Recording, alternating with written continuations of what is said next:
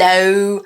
Today we're going to be making macaroni cheese, which is not mac and cheese. It is nothing like mac and cheese. This is the West Indian macaroni cheese. I would say stick to macaroni or these curly whirlies, or I think it's farfalle, which is like little bow ties, penna, which is like little tubes cut at an angle. Those kind of pastas. Do not, I'm afraid, do not use lasagna. Do not use spaghetti or tagliatelle and those kind of flat ribbon or thin ones. It will not work. You need the sort of shapes like this. It won't work gnocchi either. The potato pasta gnocchi is just a little bit too gooey for this. The pasta itself, it stays quite bouncy, but you just cook it as normal. This is cold now, but if it's hot, you can put it hot straight into here. It's not really that much of a problem.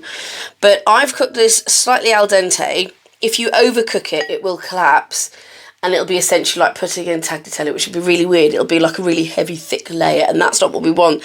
This does add a bit of bounce. So I'm just going to add half my pasta there, and then, oh, forgot to do these, didn't I? Tomatoes. These are just ordinary salad tomatoes. You could use cherry tomatoes. You could use no tomatoes.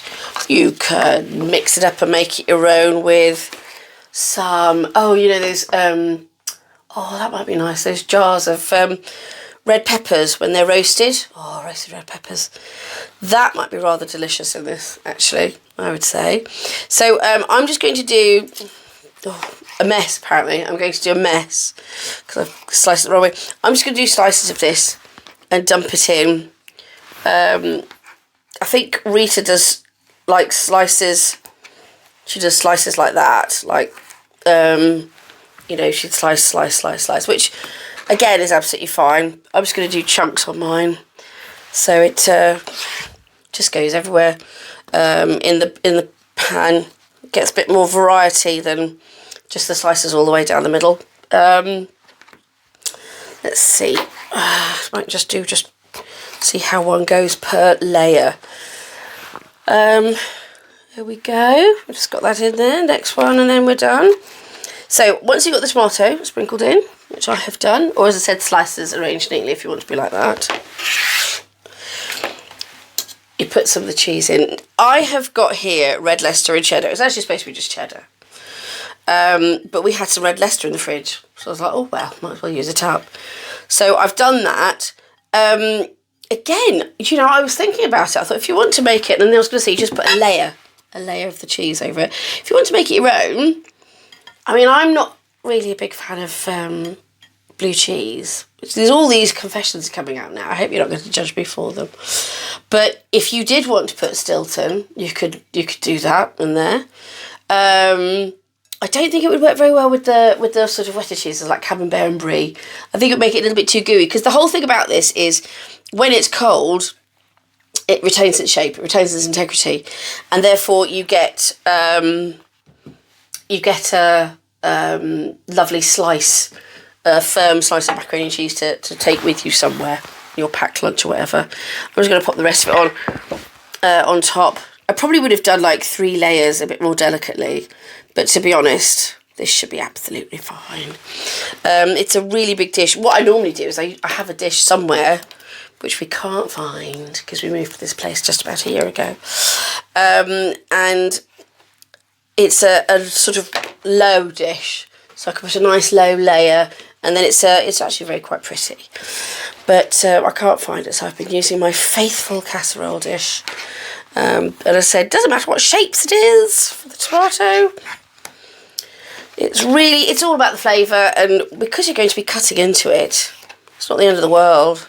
I mean, if you were going to be doing this for a fancy dinner or something, which you might do for a West Indian meal to impress your friends and family, then, you know, and you want to make it a bit more neaty, as I said, you know, just put slices in. But because this is just for the family, I don't mind just the odd flash of colour, like little jewels on the top. That suits me fine. So now with the cheese, I'm just going to put this on top there and just really get it in, because this is actually quite thick. Normally, as I said, it's quite fine. It's a much thinner layer. So it would have probably another layer on top, but I've been being really quick on this one. It's quite a flexible thing. So I'll put the cheese on the top and I've just mixed up that in. Now, this is the other bit. The eggs and the milk are in the jug. Well, the milk's in the jug, the eggs in the bowl. I'll just pour them in. And voila. Give a bit of a stir. And that's it. Eggs and milk stirred in.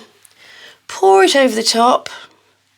So it kind of gets over every bit of the macaroni cheese, like that. And then, last bit of cheese, just over the top like so. And, you know, it doesn't matter as well if you don't cover all the pasta. I quite like it like that, actually, when some of the pasta sticks out.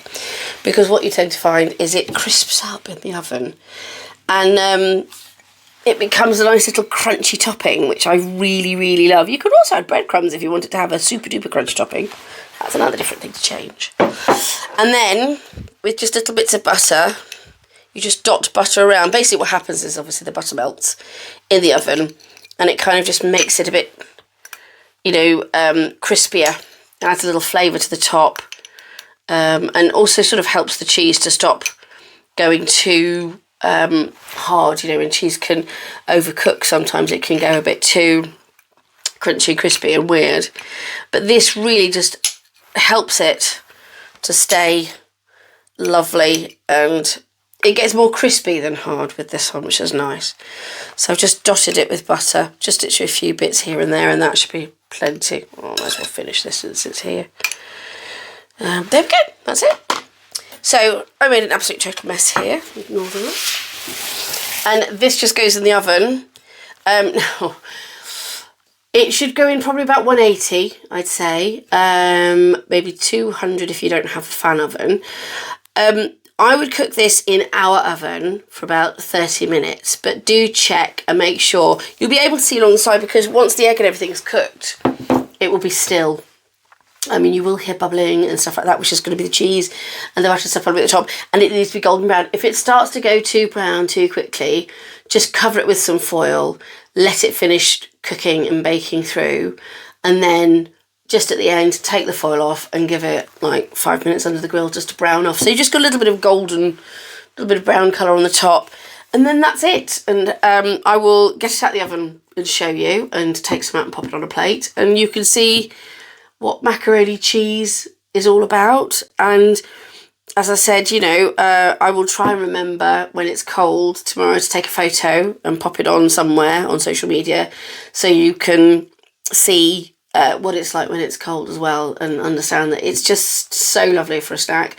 Again, if you're having a roast and you've got cold macaroni cheese, you could just have a cold slice of macaroni cheese with it. I know it sounds awful, but it isn't. Or you can just heat it in the microwave and have it warm again. It's very flexible, it's very easy, it's really yummy. Hi everybody, I just want to quickly show you, this is bubbling away. Can you see the bubbles? I hope you can. Don't know if you can hear the bubbles. I'll put my microphone. Hopefully you can pick that up, because it has just come out of the oven. Wait a second. Oh, just going to grab my spoon. Thank you very much for Simon. Basically, because I've not cooked it in my casserole dish before, it took longer to cook. So normally I cook it in a much flatter dish, and that would be half an hour. Because it was a long flat dish, obviously the heat gets to it easier. But because this was higher and thicker, it's taken twice as long to cook. So just to warn you, depending on what you cook it in, because the egg and milk is a mixture that needs to set, it could take longer, so you have to keep checking it. What I did was I would get a fork, took it out of the oven, and I would put it in the middle and pull. And if you see the egg and milk mixture come up, obviously it's not ready, but I've managed to, you know, there's nothing coming up in the middle now, it's all completely done. I would also say, if you serve it straight from the oven, it should really rest for about 10 minutes, maybe 15 minutes, because it will just it'll just sort of fall to pieces because obviously it's all still very hot and all the cheese is very melty. So, I mean, I will take some out because the family are hassling me for some, but I would normally leave it for about 10-15 minutes at least, just to calm down, just to sort of say, if you can leave for half an hour, that would be best, because it does really retain the heat. There's a lot of stuff in there that's just going to be keeping it nice and warm. But as you can see, the colour on the top, it's a gorgeous brown, crispy on the top, gorgeously yummy in the middle. And that's about it. I'm now going to try and get a bit out. As I said, this would be, normally I'd wait a little longer, so be prepared for it to be a bit sloppier than normal, only because, as I said, it's a bit too early, but the family are hassling me. So there you have it. You can see how it's all together. Oh, you've got a big smell of that fresh tomato as it came out. I mean, you know, it is absolutely lush. Now, I didn't put salt in with the egg and milk liquid when I put it in, but it is totally up to you to do it. It's because I use quite a lot of cheese.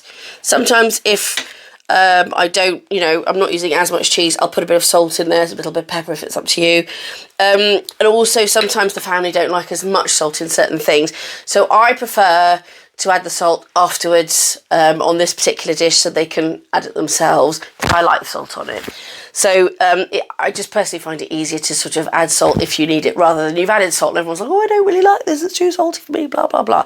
So it is a personal choice. If once you've made it and everybody's putting salt on it, then think, okay, next time I make this, I'm going to put salt in the egg and the milk mixture.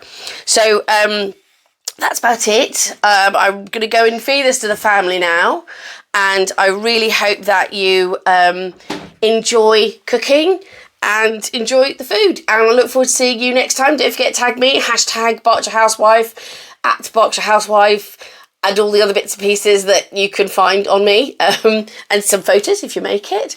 And enjoy it, have fun, make it your own, and look forward to seeing you for another video soon. Take care, bye.